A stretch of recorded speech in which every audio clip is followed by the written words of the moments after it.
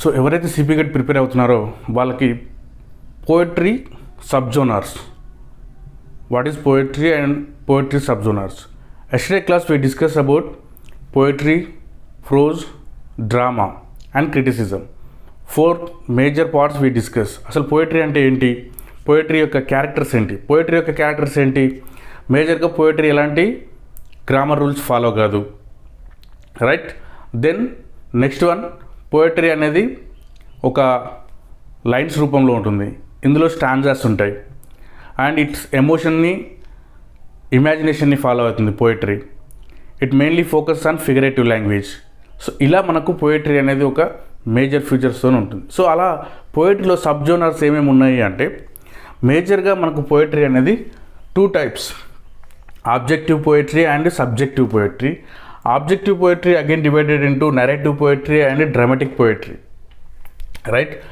Narrative poetry and dramatic poetry. So ఇందులో మనకు again divided into subjective పోయట్రీనే ఏమంటామంటే లిరికల్ పోయట్రీ కూడా అంటాం. సో ఇక్కడ మనకు లిరికల్ పోయట్రీలో sonnet, ode, elegy, hymn, song, dirge, epithalamium, aubade, serenade, epigram, pastoral, reflective lyrics, ఇలా మనకు సబ్జోనర్స్ అనేవి ఉంటుంది. సో ఒక్కొక్క దానిపైన డెఫినేషన్ని, సో వీటి యొక్క మీనింగ్స్ తెలుసుకుంటే మీకు ఎగ్జామ్లో మీరు మంచి ర్యాంక్ రావడానికి అవకాశం ఉంటుంది.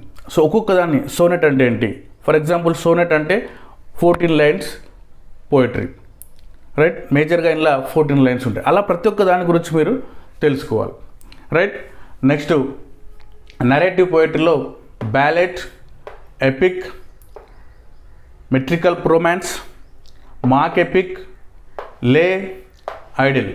సో ఫర్ ఎగ్జాంపుల్ ఎపిక్ అంటే ఒక లాంగ్ నెరేషన్ ఉంటుంది, ఫర్ ఎగ్జాంపుల్ మహాభారతం కానీ, రైట్.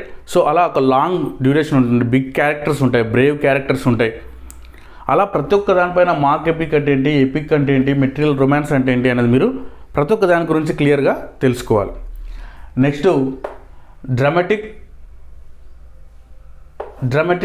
పోయట్రీ. ఫర్ ఎగ్జాంపుల్ ఇందులో dramatic monologue, soliloquy, dialogue, words drama.